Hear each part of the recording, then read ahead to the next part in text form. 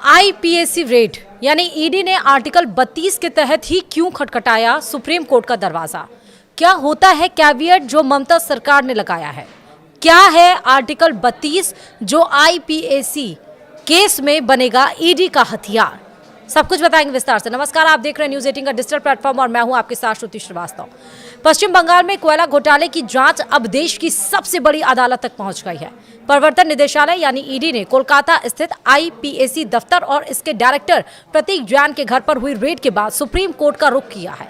ED ने इसके लिए संविधान के आर्टिकल 32 का सहारा लिया है। यह कदम कानूनी रूप से बेहद गंभीर माना जा रहा है। एजेंसी ने सीधे तौर पर मुख्यमंत्री ममता बनर्जी पर गंभीर आरोप लगाए हैं। उनका कहना है कि मुख्यमंत्री ने खुद रेड वाली जगह पर घुसकर अहम सबूतों और दस्तावेजों को वहां से हटाया है।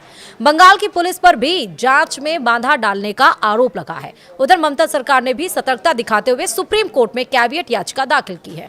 कोलकाता हाई कोर्ट में हंगामे के चलते सुनवाई टलने के बाद अब सबकी नजरें दिल्ली पर टिकी हैं। यह मामला अब एक बड़े संवैधानिक टकराव की ओर बढ़ गया है।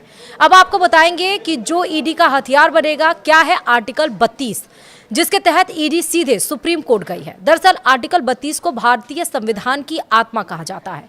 इसके तहत कोई भी नागरिक या संस्था मौलिक अधिकारों के हनन पर सीधे सुप्रीम कोर्ट जा सकती है। आमतौर पर जांच एजेंसियां हाई कोर्ट जाती हैं, लेकिन ईडी ने दावा किया है कि बंगाल में उसकी निष्पक्ष जांच करने की आजादी छीन ली गई है। एजेंसी का कहना है कि राज्य की मशीनरी ने कानून का उल्लंघन किया है। पुलिस ने ईडी अधिकारियों को उनकी शक्ति का उपयोग करने से रोका है। यह संवैधानिक अधिकारों के हनन का मामला बन गया है। इसलिए ईडी ने सीधे दिल्ली स्थित शीर्ष अदालत से न्याय की गुहार लगाई है।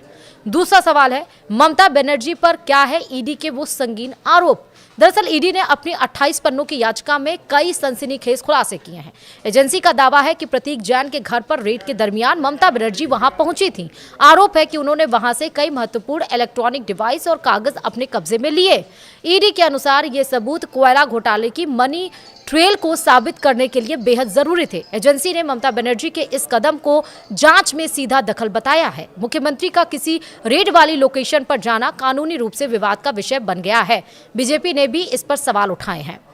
सवाल यह भी है कि क्या बंगाल सरकार का कैविएट क्या है और यह क्यों लगाया गया है? दरअसल ममता सरकार को इस बात का पूरा अंदाजा था कि ईडी सुप्रीम कोर्ट जाएगी, इसलिए राज्य सरकार ने पहले ही वहां कैविएट दाखिल कर दिया। कैविएट एक प्रकार का कानूनी सुरक्षा कवच होता है। इसका सीधा मतलब है कि सुप्रीम कोर्ट बंगाल सरकार का पक्ष सुने बिना कोई आदेश नहीं देगा। यह याचिका एक तरफा कार्रवाई को रोकने के लिए लगाई जाती है।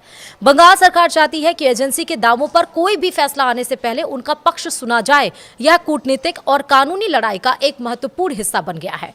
वहीं सवाल यह भी है कि आईपैक और कोयला घोटाले का आपस में क्या है कनेक्शन? दरअसल कोयला घोटाले की जांच के दरमियान करोड़ों रुपए की मनी लॉन्ड्रिंग का पता चला है। जांच एजेंसी का दावा है कि घोटाले की बड़ी रकम एक विशेष कोल कंपनी को भेजी गई। यह कंपनी राजनीतिक सलाहकार फर्म आईपैक से जुड़ी बताई जा रही है। इसी लिंक को तलाशने के लिए ईडी ने प्रतीक जैन के ठिकानों पर छापेमारी की थी। बीजेपी ने सवाल उठाया है कि सरकारी दस्तावेज एक प्राइवेट एजेंसी के पास क्या कर रहे थे? क्या बंगाल के अफसर किसी प्राइवेट संस्था को रिपोर्ट कर रहे हैं? यह सवाल अब ममता सरकार के लिए गले की हड्डी बन गया है। वहीं हाई कोर्ट से सुप्रीम कोर्ट तक कैसे पहुंची है कानूनी जंग? ईडी सबसे पहले इस मामले को लेकर कोलकाता हाई कोर्ट गई थी। वहां एजेंसी ने पुलिस की भूमिका और मुख्यमंत्री के हस्तक्षेप की शिकायत की थी, लेकिन शुक्रवार को कोर्ट में वकीलों के भारी हंगामे के कारण माहौल खराब हो गया। इस हंगामे की वजह से हाई कोर्ट ने सुनवाई 14 जनवरी तक के लिए टाल दी। ईडी का मानना है कि जांच में हो रही देरी से सबूत नष्ट हो सकते हैं और इसी कारण एजेंसी को तत्काल सुप्रीम कोर्ट का दरवाजा खटखटाना पड़ा। अब मामला राज्य बनाम केंद्र की बड़ी लड़ाई में तब्दील हो चुका है। सवाल यह भी है क्या बंगाल में अब सीबीआई की एंट्री होगी और आगे क्या होगा? ईडी ने अपनी याचिका में केवल बाधाओं की शिकायत नहीं की है। एजेंसी ने साफ तौर पर मांग की है कि इस पूरे मामले की जांच अब सीबीआई को सौंपी जाए। उनका तर्क है कि राज्य पुलिस और प्रशासन के रहते निष्पक्ष जांच से संभव नहीं है। अगर सुप्रीम कोर्ट सीबीआई जांच के आदेश देता है तो यह राज्य सरकार के लिए बड़ा झटका होगा। टीएमसी के सांसदों ने भी इस रेड के खिलाफ दिल्ली में प्रदर्शन किया है। आने वाले दिनों में यह विवाद सड़क से लेकर संसद और कोर्ट तक और अधिक गरमाने वाला है। वीडियो में इतना ही। नमस्कार।